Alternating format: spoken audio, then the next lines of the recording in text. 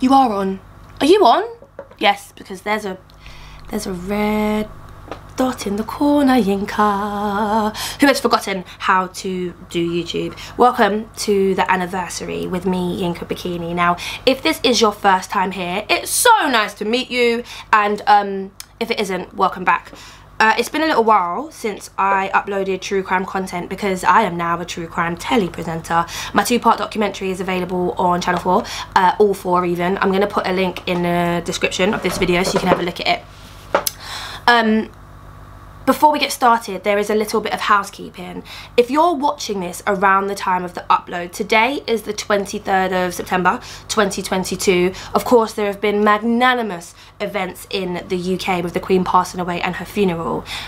Over the next few weeks, the cases that I'm going to be bringing you won't be on the anniversary of them happening, simply because I researched them and I wrote them before the Queen passed away. And then it happened, and then it felt really weird to be recording, editing and uploading true crime content during that time. So there's a little bit of a backlog before we get ourselves on track. But if you're not watching this around the time of record, it doesn't even matter. It doesn't even matter.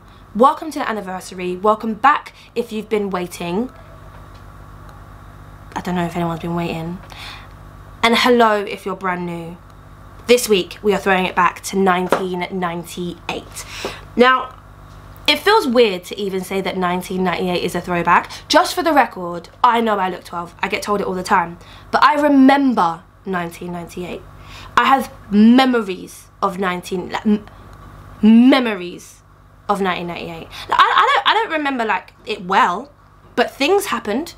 I was cognizant, I think the word is. I was present. So it being a throwback is a little bit weird to me. Anyway, we're going to put 10 minutes on the clock.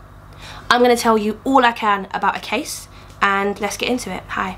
Shwa-na-na-na, shwa-na-na-na, shwa-na-na-na, shwa-na-na-na, shwa-na-na-na, shwa-na-na-na. On September 10th, 1998, Anna Palmer was only 10 years old when she was found unresponsive on the porch of her family home in Salt Lake City, Utah in the USA. Her mum Nancy had come home from work at around 7 p.m. As Nancy got closer to her daughter, Anna was lying in a pool of blood. She called the emergency services immediately and she tried to perform CPR, but the little girl's throat had been cut and her spinal cord had been severed, and Anna had been dead before Nancy had even gotten home. Anna had called her at work at around 5 o'clock-ish and asked to hang out with some of her mates. Now, this was quite a common occurrence. The neighbourhood that they lived in was safe enough for kids to meet up, which they often did, and they would ride their bikes, they would play games, they'd go to the park, and the only rule really for Anna was that she had to be home when Nancy was, and that was by 7 p.m. When I was researching this case, one of the things that hit me was the grief that Nancy would have felt, something that I can't comprehend because I don't have kids. It's something that my mum told me when I was younger. She said, like, the second you give birth and forevermore, you're worried. You're worried they're going to stop breathing when they're babies. You're worried that they're going to fall over when they're toddlers. You're worried they're going to choke or something when they're kids, and then you're worried when they're adults as well. That perpetual state of fear and having that realised, it was really something that stuck with me when I was researching this case, how Nancy would have felt. You can't not allow your children to go out and play. You can't not allow your children to have friends. But then, you know, what if they're in danger? And if there is danger, you often find out about it when it's too late. Now, Anna had been stabbed 5 times and she had been beaten and sexually assaulted. And as you can imagine, in a case like this, the police, the Salt Lake City Police Department, they had to act fast. They began with canvassing the neighborhood and trying to piece together Anna's last movements.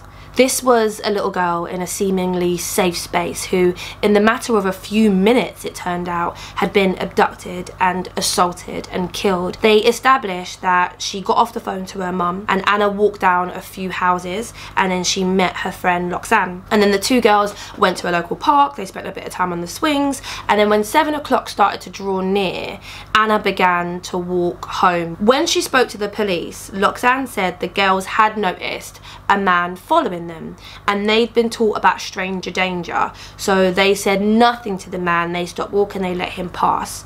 They stopped at a neighbour's house, they had a look at a new kitten, and the neighbour was called Amy, and she told the police that she saw a man when the girls got to the corner and when they hugged and went their separate ways. Amy said that she saw the man walking with Anna, although in some articles I read that he was following her. He was either walking with her or like directly behind her, but he was going in the same direction that Anna was. This seemed like a promising lead. I mean, the police had 2 witnesses in the young girls and they thought they were off to a good start. But identifying this mystery guy would prove extremely difficult.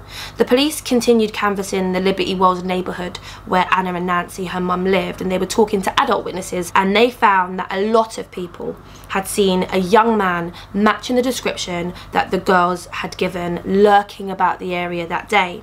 The man seemed to be intoxicated in some way, like whether that was drugs or alcohol, they weren't sure. A man who was matching the description was also seen walking near the crime scene after Anna's body was found, prompting the question, did the killer return to the scene of the crime? And if my foray into the murky world of true crime tells me anything, the answer is probably. People who kill have a fascination of finding out if the police are going in the right direction, if they are in the clear.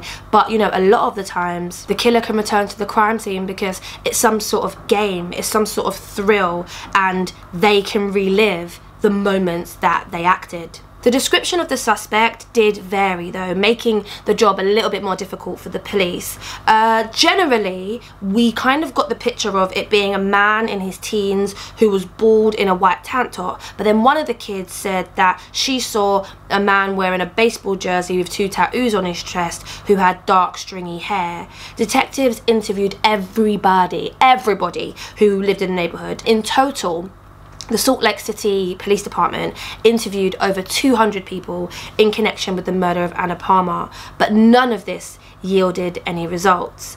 Anna's family got behind the police investigation though. They started doing interviews, they made public appeals for info, and an $11,000 reward for information leading to the killer's arrest and conviction was on offer, but that did very little to move the investigation forward.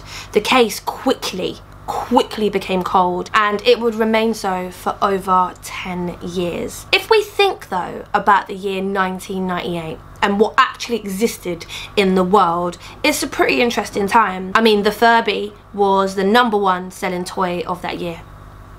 Brandy and Monica were about to fight over a boy, and Cher had the UK's best-selling song of the year with Believe, which obviously is a banger. If you turn on the telly, there were 5 channels, with Channel 5 having launched the year earlier. You'd be able to watch Dawson's Creek or Charmed or the first season of Sex and the City, and DNA testing was still very much in its early stages in 1998. CODIS, which is the software across the pond that allows state, local and national law enforcement crime labs to compare DNA profiles electronically.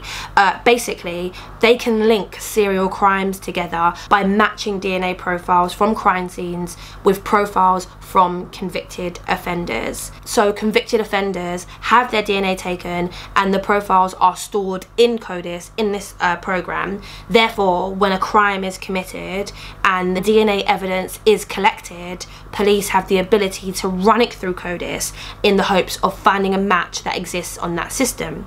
Well, it was in its super duper top computer early stages in 1998, but Anna had put up a fight when she was attacked and she had scratched her attacker, and the police were able to get DNA from under her fingernails. They stored it in the hope that it would shine some light in the future. One of the most frustrating things for police in this case is that this case felt very solvable from the beginning. We had a young girl who was attacked in the middle of the day on what I've read and heard was a busy intersection. You know, the window of time that this attack took place was really small, but no one seemed to know anything. It felt like somebody was keeping a secret, or they were missing something that would blow this case wide open. And like I've been saying, it took more than 10 years. We're going to skip forward to 2009, 11 years after the murder of Anna Palmer, when detectives at Salt Lake City PD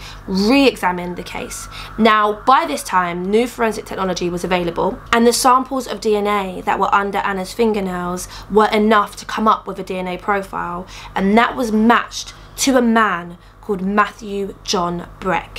He was 19 at the time of Anna Palmer's death. Breck lived near Anna's home in 1998. He was originally from California, and he moved to Utah with his older brother Tom, and the move was meant to be the brothers' opportunity to start over. It was actually a friend of his brother's that enticed them both to move to Utah, and this same friend described Matthew Breck as someone who thought of himself as a tough guy, who would rather spend the day drinking than working. He liked to carry knives, and he proudly showed these to anyone that was interested. Around the time that Anna was murdered, Breck was charged with a violent felony in an unrelated case, but that charge was lowered to a misdemeanor, and he served very little time in jail. And the reason that I'm telling you that charge was lowered and relegated is that no DNA was taken from him. When he got out of jail in Utah, his criminal behaviour got more extreme. He was convicted of burglary in 1999, and he served 2 years, and then he was released in 2001. But not long after that,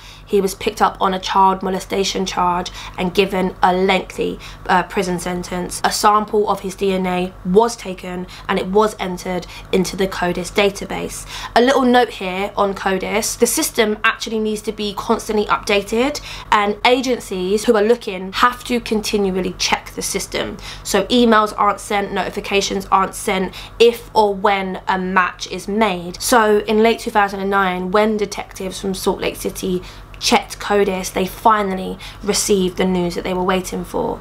A match had been made to the DNA recovered from under Anna's fingernails, and authorities went to the prison that Matthew Breck was incarcerated. Utah is a death penalty state, and I think that it's because of this that Matthew Breck pleaded guilty to the murder of Anna Palmer. If you plead guilty, the death penalty is off of the table. It's no longer on the menu. So to say that that was his inspiration, I don't think I'm making leaps and bounds here. In 2011, he was sentenced to life in prison without the possibility of parole, and the Palmer family finally got some semblance of justice. And there it is, the story of the murder of Anna Palmer, a girl who is described as a little socialite before she was murdered in 1998, and her case took more than a decade to solve. Thank you so much for watching, and if you have got this far in my video, I think you didn't hate it. So yeah, subscribe, comment, share it. We are back on YouTube, and you know, this is something that it's so weird to say that, like, I really love doing, but like researching cases and bringing you stories and having discussions about it on here, on Instagram, wherever it might be, really is something that I'm proper passionate about, and I really want to get stuck into again. I'll leave the link for my true crime Instagram, where I post like mini stories and stuff as often as possible for you to have a look. And also, if you think of a case that you want me to cover, like, comment here, or drop me a message on that true crime Instagram. Yeah, why am I acting like I don't know what I'm talking about? Drop me a message. Drop me a message on that true crime Instagram, and I'll see if I can research it and try to cover it. What else did I want to... There was something else I wanted to say. There was something else I wanted to say at the end, in case you only wanted to hear the story. And oh yeah, this is what, so basically what I was thinking, yeah, is that if you're only here for true crime, then like I was thinking that I would do the true crime stories like I did, like you just watched it, but then yeah, there was something else that I wanted to do, which give me a second, wait, you stay there. Okay, I'm back. Yeah, so I was asking on my Instagram if there was anything that you lot would want to see that isn't true crime, and someone said that they'd like to see me do vlogs, and I said no. But I did want to talk about some books that I was reading. So basically this is the book that I'm traveling today, so I'm gonna start reading this book on the plane. I was thinking that we could talk about it. You know, I'm gonna read this, and then at the end of my next video I might tell you how it's going, and then you can tell me what you're reading, and then we can chat about it at the end of the crime videos. And that way it doesn't get in the way, but we do the do, you know. This is called How to Kill Your Family, and it's by Bella Mackie. The blurb is, meet Grace Bernard, daughter, sister, serial killer. Grace has lost everything. She will stop at nothing to get revenge. And I just thought, so if you're reading this, tell me if you like it. And if you're not, I'll tell you how I feel about it next week. That's it. Bye. Thanks for watching.